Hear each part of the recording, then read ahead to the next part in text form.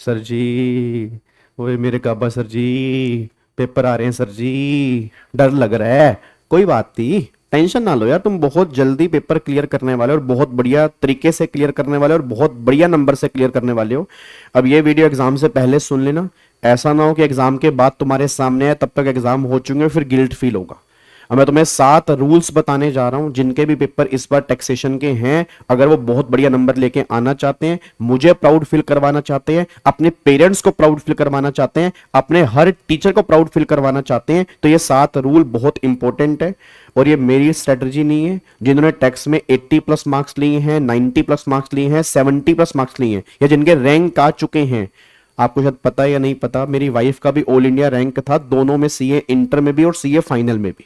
तो कुछ बातें तो हमारी भी हो जाती हैं, चाहे मेरा रैंक नहीं था, बट 12 साल का जो मेरा एक्सपीरियंस है वो सारा मैं इस वीडियो में तुम्हें देने जा रहा हूं। इस वीडियो को बहुत ध्यान से सुनना, जिनके भी अभी एग्जाम है जी। अब ये 7 रूल कौन कौन से हैं जो बच्चा नॉर्मली मिस्टेक करता है, वो गलतियां आपने नहीं करनी है पेपर को सोल्व करते हुए। रूल नंबर 1, ये बात ध्यान देना कि जब भी तुम्हारे हाथ में पेपर आता है, आपको मैंने पहले भी कहा था, तो सबसे पहला काम तुम्हारा क्या होता है कि क्वेश्चंस को बहुत ध्यान से पढ़ो। क्वेश्चंस को ना पेशेंस से पढ़ा करो। मतलब बहुत सारे बच्चे क्या करते हैं, क्वेश्चन को ध्यान से नहीं पढ़ते। मान लो क्वेश्चन है, अब क्वेश्चन पढ़ने में जल्दबाजी करोगे तो आंसर 100% गलत होगा। फिर तुम पता क्या करते हो, मेरे से सुन लो क्या करते हो। क्वेश्चन जल्दबाजी पढ़ते हो, आंसर लिखना स्टार्ट करते हो, फिर दोबारा क्वेश्चन पढ़ते हो, फिर तुम्हें लगता है ओहो, फिर तुम कटिंग करते हो, फिर दोबारा से क्वेश्चन पढ़ते हो, फिर एक फिगर गलत हो गई, फिर तुम कटिंग करते हो। तुम चेक करना, एक क्वेश्चन में अगर तुमने इतनी सारी कटिंग कर दी, वो तुम्हें नंबर क्यों देगा, उसको समझ जाएगा कि तुम्हारा माइंड स्टेबल नहीं है। तो पहले क्वेश्चन आराम से ध्यान से पढ़ लो ना, और सबसे पहले क्वेश्चन की रिक्वायरमेंट पढ़ो कि वो क्वेश्चन क्या मांग रहा है। वो टैक्स लायबिलिटी मांग रहा है, या वो टैक्स पेबल मांग रहा है, या वो ग्रोस टोटल इनकम मांग रहा है, या वो सिर्फ टोटल इनकम मांग रहा है, ग्रोस सैलरी मांग रहा है, टैक्सेबल सैलरी मांग रहा है, हाउस प्रॉपर्टी की इनकम मांग रहा है, नेट एनुअल वैल्यू मांग रहा है, सिर्फ कैपिटल गेन की इनकम मांग रहा है, कैपिटल गेन का टैक्स मांग रहा है। तो पहले चेक करो वो मांग क्या रहा है। ऐसा नहीं कि मतलब हम करते जा रहे हैं और बाद में पता लगा उसने वो मांगा ही नहीं, हमने उसका टैक्स निकाल दिया, वो कह रहा टैक्स टोटल इनकम बता दो। हमने टोटल इनकम निकाल दी, वो ग्रोस टोटल इनकम की बात कर रहा है। हम टैक्सेबल सैलरी निकाल के आगे, वो ग्रोस सैलरी की बात कर रहा है। तो ज्यादा लिखने से नंबर तुम्हें ज्यादा नहीं मिलेंगे। तो पहले क्वेश्चन की रिक्वायरमेंट को बहुत ध्यान से पढ़ना। ये रूल नंबर 1 सारे बच्चे कान खोल के सुनेंगे मेरा जी। पेपर तुम्हारे हाथ में है, क्वेश्चन करना स्टार्ट करो। पहले रिक्वायरमेंट पढ़ो, उसके बेस पे क्वेश्चन पढ़ो। क्वेश्चन बहुत ध्यान से पढ़ो, मैं गारंटी दे रहा हूं आंसर सही होने के 90% चांस तुम्हारे हो जाएंगे। बस ये पर ध्यान दो।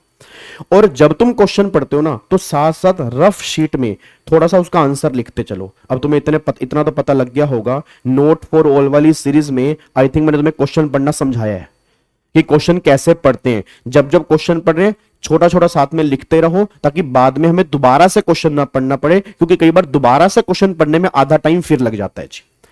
तो रूल नंबर 1 ये है, क्वेश्चन आपको बहुत ध्यान से पढ़ना है, रिक्वायरमेंट अपने पहले पढ़नी है, देन फिर उसके आंसर सोल्व करने, उससे पहले नहीं करने। फिर रूल नंबर 2 ये है, आप जैसे कई बार बच्चा कहता है सर ये क्वेश्चन मुझे आता ही नहीं, सर मैं ये कर ही नहीं पाऊंगा। भाई क्यों नहीं कर पाएगा, पेपर में स्टेप वाइज मार्किंग होती है। अगर मान लो क्वेश्चन 5 नंबर का है, तुम्हें 2 एडजस्टमेंट आते हैं, करो ना। पूरी कोशिश करो कि पेपर पूरा 100 नंबर का करने की ट्राई करो, बट गलत नहीं, सही। जितने का आता है पहले वो तो कर लो, फिर कोशिश करो। 2 एडजस्टमेंट आती हैं, 3 एडजस्टमेंट आती हैं, एक पॉइंट समझ में आ रहा है तो करो उसको भाई, स्टेप वाइज मार्किंग। कई बार ऐसा होता है कि 2-3 नंबर के चक्कर में हमारी एग्जाम्शन आ जाती है। अब मान लो एक क्वेश्चन है, मैं छोड़ के आ रहा हूं, मेरे को पूरा नहीं आता, उसमें 2 एडजस्टमेंट आती हैं, मेरे 58 मार्क्स हैं। अगर मैं वो 2 एडजस्टमेंट करता, क्या पता मेरे 60 नंबर आ जाते। मेरा 2 नंबर से रैंक रह गया, मेरा 2 नंबर और होते मेरा रैंक आ जाता। कई बच्चों का एग्रीगेट नहीं बन पाया, अगर वो 2 नंबर लेता तो मैं एग्रीगेट बन जाता। तो छोड़ के आपने कुछ नहीं आना, छोड़ के, क्योंकि देखो फोकस करना है स्टेप वाइज मार्किंग में। जितना हम मैक्सिमम बढ़िया तरीके से कर सकते हैं, हमें बेस्ट तरीके से करना है। क्या पता हमें स्टेप्स के नंबर भी मिल जाएंगे। तो सिंपल सी बात है, फोकस आप करो स्टेप वाइज मार्किंग। अपने कॉन्फिडेंस लूज नहीं करना कि नहीं सर मेरे से हो ही नहीं पा रहा। आपने अपना बेस्ट देना है यार, बहुत तैयारी किया, अपने ऊपर बिलीव करो भाई, तुम बहुत इंटेलिजेंट हो यार, बस तुम अपने आप को पहचान नहीं पा रहे हो। मैं सही बता रहा हूं यार, तुमने जिस दिन अपने आप को बिलीव अपने ऊपर कर लिया ना, अपने आप को अंडर एस्टिमेट मत करो। बस तुम बहुत कुछ अचीव कर सकते हो, मैं सही बता रहा हूं सर। कुछ मुश्किल नहीं है यार, सब कुछ आसान है यार, सब दुनिया कर रही है। बस अच्छे से करना है, हमें पॉजिटिविटी से करना, और कोई दिक्कत वाली बात नहीं है। उसके बाद एक बारी फिर सबसे पहले बेस्ट क्वेश्चन को आप सिलेक्ट करो, जो तुम्हें सबसे पहले अच्छे आते हैं वो तुम सबसे पहले करोगे। ये रैंकर्स की स्ट्रेटजी है। आप चेक करना, बहुत सारे रैंकर्स कभी क्वेश्चन 1 से स्टार्ट नहीं करते, पहले वो क्वेश्चन 4 कर रहे हैं, फिर क्वेश्चन 3 कर रहे हैं, फिर क्वेश्चन 2 कर रहे हैं, फिर वो क्वेश्चन 1 के ऊपर आते हैं। बट हाँ, जो तुम क्वेश्चन उठा रहे हो उसके सभी सब पार्ट जो है वो आपने एक साथ करने हैं, उसको तुमने अलग अलग नहीं करना। तो जो तुम्हें सबसे बेस्ट, मैंने कहा ना अभी इससे पहले वाली वीडियो में मैंने क्या कहा था कि सबसे पहले आप वो क्वेश्चन उठाओ जो 40 से 50 नंबर तुम्हारे पक्के करके देंगे। तो क्वेश्चन की सिलेक्शन सबसे बेस्ट होती है। कई बच्चे क्या हैं, नहीं सर मैं पहले पहला करूंगा फिर दूसरा करूंगा, करते रहो, टाइम वेस्ट करोगे। कई बार क्वेश्चन नंबर 1 इतना लेंदी होता है, उसको पढ़ने में 1 घंटा लग जाता है, फिर करोगे कब, फिर स्ट्रेस में आ जाओगे, पेपर आधा अधूरा रह जाएगा। एक बार अगर तुम्हारा 3 घंटे के अंदर दिमाग स्ट्रेस में आ गया ना, मैं सही बता रहा हूं सर, पेपर सारा बेकार हो जाएगा। ये छोटी छोटी बातें सर, बहुत तैयारी करके जा रहे हैं यार हम, बहुत तैयारी की है भाई, पेरेंट्स की एक्सपेक्टेशन है, हमारी भी है। दिमाग बस 3 घंटे में अच्छे से चलना चाहिए, तो ठंडा दिमाग रख के करोगे तो बहुत बढ़िया पेपर होगा। तो पहले बेस्ट क्वेश्चन उठाओ, जो तुम्हें बेस्ट आते हैं पहले वो सोल्व करो, फिर बाकी क्वेश्चन बाद में कर लो, कोई दिक्कत वाली बात नहीं है, ये बात ध्यान देना। और सेम इनकम टैक्स में करना है, सेम तुम्हें जीएसटी में करना है। उसके बाद आपको बेस्ट यूज करना है 15 मिनट का। आपको मैंने बता दिया 15 मिनट का यूज कैसे करना है, मैंने वीडियो बना के डाल दी है। उस 15 मिनट के अंदर ही तुम्हारा कंफर्म हो जाएगा इस पेपर में तुम्हारे कितने नंबर आने वाले हैं। तो 15 मिनट को वेस्ट मत होने देना, और एग्जाम हॉल में आधा घंटा पहले पहुंच जाना, ताकि तुम आराम से बैठकर पेपर तुम्हारे हाथ में 15 मिनट पढ़ने को मिले। जल्दबाजी मत करना, ठीक है ना, क्योंकि कई लोग दौड़े दौड़े भागते हैं, फिर दौड़ दौड़ के पहुंचते हैं, फिर सांस चढ़ी होती है, फिर पेपर हाथ में आता है, वो 15 मिनट सारे बेकार हो जाते हैं। ये छोटी छोटी बातें हैं सर, इसी रीजन से कई बच्चे फेल हो रहे हैं, जो मैं चाहता हूं कि मेरी फैमिली का सिंगल बच्चा भी फेल ना हो, जिनके अभी सितंबर में एग्जाम है या जनवरी में एग्जाम है आगे जी। क्या बात मेरी समझ में आ रही है? तो 15 मिनट का बेस्ट यूज आपने करना है, याद है वो रेशो 5:4:3:2:1, उस रेशो में आपने करना है। वो वीडियो मैंने यूट्यूब पे डाल दी है, वो भी जरूर देख लेना जी। उसके बाद वर्किंग नोट्स आपने हर क्वेश्चन के बनाने हैं, और पेपर बिल्कुल नीट एंड क्लीन करना है, कटिंग कम से कम होनी चाहिए। बहुत सारे बच्चे मैंने पेपर देखे हैं, बच्चे इस बार सीए इंटर में एक बच्चे के 79 मार्क्स आए, उसकी शीट मैंने निकलवाई, क्या बढ़िया पेपर किया उस बच्चे ने यार। और कई बच्चे मेरे को शीट भेज रहे हैं, सर नंबर क्यों नहीं मिले? भाई नंबर कैसे मिलेंगे, एक पेपर में तूने 20 बार कटिंग की हुई है, और कोई प्रेजेंटेशन नहीं, कोई टेबल नहीं, सिर्फ पैराग्राफ फॉर्म में प्रैक्टिकल क्वेश्चन कर रहे हो यार, और सिर्फ कंक्लूजन लिख के आ रहे, फिर बच्चा कह रहा है यस या नो के नंबर क्यों नहीं मिल रहे। तो इस सीरीज का मैंने ली नोट फोर का मोटिव ही क्या था कि तुम्हें प्रेजेंटेशन समझानी, टेबल फॉर्म प्रेजेंटेशन हो, और जहां भी कैलकुलेशन है या तो साथ में करो या वर्किंग नोट में लेके जाओ, और बेटर या कि वर्किंग नोट में लेके जाओ। और ये बात तो इंस्टीट्यूट खुद कहता है, पेपर में लिखी होती है वर्किंग नोट्स के नंबर होते हैं। अब इससे साफ वो क्या लिखेगा, उसने पहले पेज पर ही लिखा है कि वर्किंग नोट के नंबर होते हैं। तो वर्किंग नोट बनाने बहुत जरूरी है। जो भी आप कैलकुलेशन कर रहे हो, कुछ भी आपने अपने दिमाग में नहीं रखना। बस अगर मैंने कोई कैलकुलेशन के दिमाग में नहीं, उसके वर्किंग नोट बना के आओ, ये कैलकुलेशन तुमने की कैसे है, ठीक है ना। हमें लगता है यार टाइम लगा रहा है, नहीं, आपको पूरे नंबर मिलेंगे यार, कि बिना बात के नहीं तो नंबर कटते रहेंगे। तुम्हें लगेगा पेपर किया 100 का नंबर 40 क्यों आई, वो यही रीजन है कि हमने क्वेश्चन सारे किए बट बिना वर्किंग नोट के किए। अब इतनी तुम कैलकुलेशन करके आ रहे हो, उसको कैसे समझ में आएगा कैलकुलेशन तुमने कैसे की है। तो वर्किंग नोट बहुत जरूरी है बनाने। जितने वर्किंग नोट बढ़िया तरीके से बनाओगे, जितनी नीट एंड क्लीन प्रेजेंटेशन करोगे, उतने तुम्हारे नंबर और बढ़ेंगे, ये बात कंफर्म है। अगर तुम्हारे नंबर 50 आने हैं वो 60 होंगे, 60 आने 70 होंगे, अगर तुम्हारी प्रेजेंटेशन और वर्किंग नोट बढ़िया तरीके से बने होंगे जी, ठीक है जी। उसके बाद आप बच्चे क्वेश्चन पूछते हैं, सर पहले आईडीटी अटेम्प्ट करें या डीटी करें। देखो ये क्वेश्चन आना ही नहीं चाहिए, ये हर एक का अपना अपना चॉइस है। आप समझो मेरी बात, मेरे लिए ऐसा हो सकता है कि मेरे लिए आईडीटी मेरा फेवरेट हो, डीटी मेरा इतना फेवरेट ना हो, तो मैं आईडीटी करूंगा। किसी बच्चे के लिए डीटी उसका फेवरेट हो, आईडीटी उसका फेवरेट ना हो, पहले डीटी करेगा। तो ये कोई हार्ड एंड फास्ट रूल नहीं है सर जो आप पहले बोलोगे वो कर लेंगे, नहीं। अगर मान लो मैंने पहले बोल दिया जीएसटी कर लो, तुम्हें जीएसटी मुश्किल लगता है, तुम तो मेरे को बोल दोगे यार गाबा सर ने पहले जीएसटी का था, वो तुम्हें को ही नहीं रहा, बिना बात के स्ट्रेस में आ गए, डीटी भी खराब हो गया ना।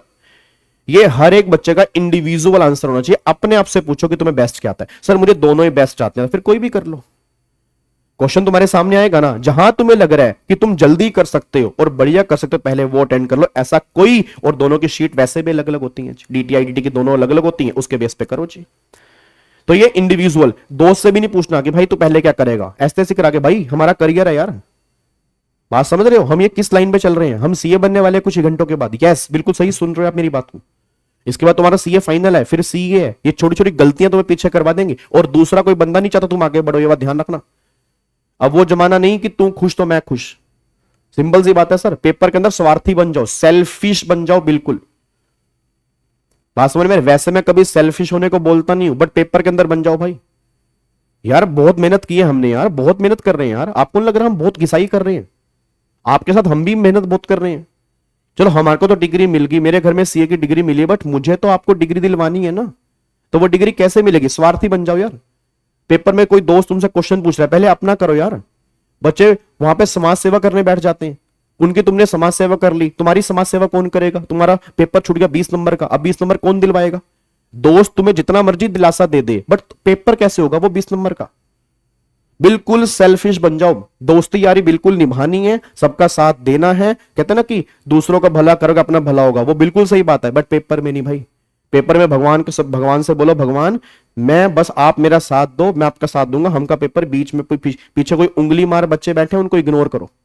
जब तुम्हारा पेपर हो जाए, हाँ मेरा पेपर हो गया, अब ठीक है। बट हम अपना पेपर छोड़ के यार ये काम करेंगे तो बाद में हमारे पेरेंट्स के एक्सपेक्टेशन में बहुत बड़ा एक स्टैंप लग जाएगी, हमने एक्सपेक्टेशन पूरी नहीं कर पाएंगे, और इतनी मेहनत जो हमने की पानी फिर जाएगा। फिर लोग दिलासा देंगे सर, और क्या ही कर लेंगे दिलासा के अलावा?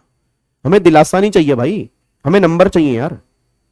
तो बिल्कुल 100% स्वार्थी बन जाओ पेपर के अंदर। बस ये पर ध्यान देना, अपने ऊपर ध्यान लगाओ, अपने पेपर के ऊपर फोकस करो। हो जाए तब दोस्तों को हाँ भाई अब बता, नहीं तो उससे पहले सब अपना अपना पेपर करो, सारे दोस्त भी अपना अपना करें यार। तैयारी सबने मिलके की है, बिल्कुल सिंपल सी बात है। आज समझ आ रही है मेरी ना? चलो जी, उसके बाद एक और फिर don't do any new thing. अब कोई नई चीज आपने बिल्कुल नहीं करनी जी, कोई नई चीज आपने बिल्कुल भी नहीं करनी है इस टाइम।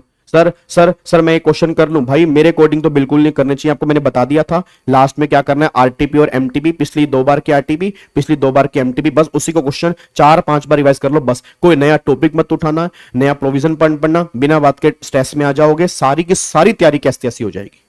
कुछ आपने इस टाइम बिल्कुल नया नहीं पढ़ना, जो तुमने पढ़ लिया उसी को तुमने बार बार रिवाइज करना है, कोई नई चीज भूल के मत उठा लेना। कितने नंबर की आएगी वो नई चीज? तुमने किसी ग्रुप में देख लिया भाई, तूने ये पढ़ा, तुम्हें वो क्वेश्चन, मैं तो कह रहा हूं भाई साहब इंस्टाग्राम से आउट हो जाओ, व्हाट्सएप ग्रुप से आउट हो जाओ। इतनी कोई वहां पे इंपॉर्टेंट मीटिंग नहीं चल रही कि अंबानी जी के मैसेज आ रहे हैं, मोदी जी के मैसेज आ रहे हैं। बिना बात के दिमाग ही खराब होगा। किसी ने क्वेश्चन भेजा तुमसे, वो क्वेश्चन नहीं हो रहा, मान लो वो क्वेश्चन आ गया पेपर, मान लो क्वेश्चन वो आ गया, कितने नंबर का आएगा? 5। ऐसा ना उस 5 के चक्कर में तुम अपने 95 नंबर खराब कर दो। तो सिंपल सी बात ये निकल के आ रही है कि आपको कोई नई चीज बिल्कुल भी नहीं करनी है, जो तुमने कर लिया उस पर अपना बेस्ट रहो बस। हाँ तुम्हें लग रहा है कि वो बहुत इंपॉर्टेंट है, देन उसको एक बार देख लो, उसका स्ट्रेस नहीं लेना कि हाय मेरे को तो टैक्स आता ही नहीं है, वो बिल्कुल मत छोड़ना। आएगी तो 5 नंबर की, बाकी 95 हमारे हाथ में है यार। 50 नंबर लेने एग्रीगेट के लिए, तुम 90% वाले बच्चे मेरे सामने बैठे हो, 50% के लिए हम रो रहे हैं यार। क्यों रो रहे हैं? हमने स्ट्रेस ले लिया दिमाग में। तो ये स्ट्रेस कम करना है बस। पेपर तुम्हें सब आता है, पेपर तुम्हें सब कुछ आता है सर, तैयारी तुमने बहुत की है, ठीक है जी। तो ये रूल्स आपने ध्यान देने, अपने ऊपर बिलीव करो, अपने ऊपर विश्वास करो, अपने आप को अंडर एस्टिमेट मत करो, पेरेंट्स की ब्लेसिंग लो, पेरेंट्स को प्राउड फील करवाना है, और बस काम खत्म। बिल्कुल पॉजिटिव वे के अंदर पढ़ाई करो, सब कुछ बढ़िया होगा जी। क्या बात समझ में आ रही है? चलो thank you so much, God bless you once again, all the very very best. लगे रहो और छाओ, खूब खूब आगे बढ़ो, खूब खूब आगे बढ़ो, खूब खूब आगे बढ़ो, ठीक है। Thank you so much ji.